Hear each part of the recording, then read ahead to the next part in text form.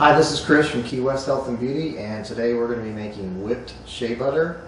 Whipped shea butter is a lot like its name. It has the consistency of whipped cream. It's one of the top recipes that people create with raw or unrefined shea butter, because a lot of people don't like the firm consistency of raw shea butter. So they want something smoother or creamier to put on their skin. So what you're going to need to create this is really simple.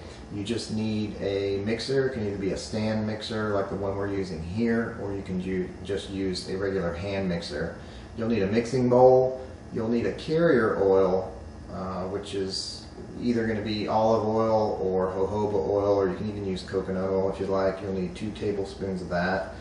And then you're also going to need 4 ounces or half a cup of raw or unrefined shea butter. If you don't have shea butter already, we'll put a link under this video if you'd like to check ours out. Key West Health and Beauty's brand of shea butter is completely raw, organic, unrefined, and it's actually USDA certified organic, so that you know it really is organic. A lot of shea butters claim to be organic, but they're not really certified. So ours is USDA organic certified.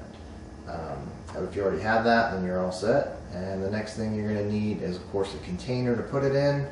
And the essential oil you see here on top of that clear container, that's optional. But if you'd like it to be scented, you can use your essential oil of choice, and it just takes about 10 to 20 drops to give it a nice scent.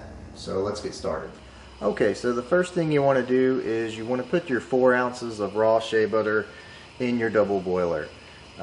You don't have to necessarily have a double boiler, as we mentioned earlier. You can create one at home like we've done here. Basically, you just don't want your shea butter under direct heat. So you can just take a pan and fill it about halfway with water and heat that water to a boil, and then put a second container or pan over the top of that with your shea butter, so that the steam from the boiling water slowly melts the shea butter and the direct heat doesn't damage it.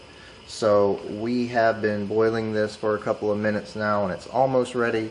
So when it's ready, we will take you to the next step.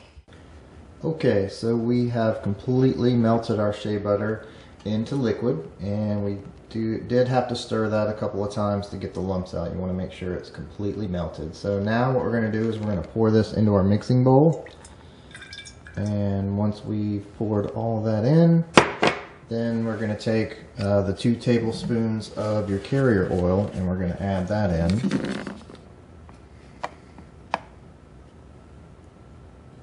So 1, 2.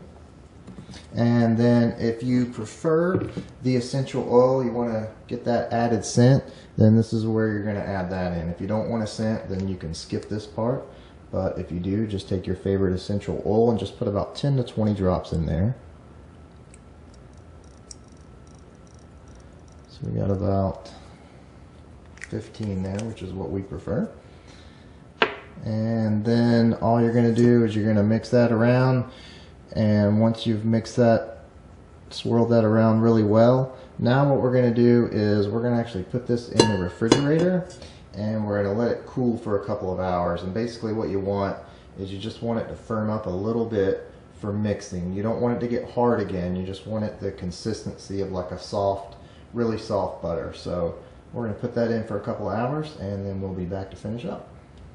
So we have refrigerated this. It took about an hour and a half, so it depends on your refrigerator, but it could take anywhere from an hour to 2 hours. So what you're looking for is you want the consistency to be firm or, you know, creamy all the way to the bottom. So if you stick a spoon in here and there's any liquid between the top and the bottom, it's not ready yet. So we've got the consistency, the smooth consistency that we want. So we're now ready to mix. So all you're going to do is put this in your mixer, and once you've got that set, you're going to turn it on high, and you're going to mix it on high for about 5 minutes or until it turns into that whipped butter. You definitely will recognize it when it's ready. So mix on high for about 5 minutes, and then we'll be ready for the final step. Okay, so we're all finished mixing, and one thing I forgot to mention before we started mixing was that you're going to want to stop this about every 1.5 to 2 minutes, because what's going to happen is the shea butter is going to start to gather on the sides, the upper sides, and also on the very bottom, and won't mix well. So just take a spoon about every 1.5 to 2 minutes and kind of push that, scrape that shea butter down off the sides and off the bottom, and keep it mixed so that all of it gets wet. And when you're finished, this is what you're going to have. As you can see, you got a nice whipped shea butter there on the mixer. But this is it. We now have whipped shea butter. It's a really nice consistency of like a whipped cream or butter. And you're now ready to put it in your container and start using it. So enjoy it. Hope you love this recipe, and thanks for watching.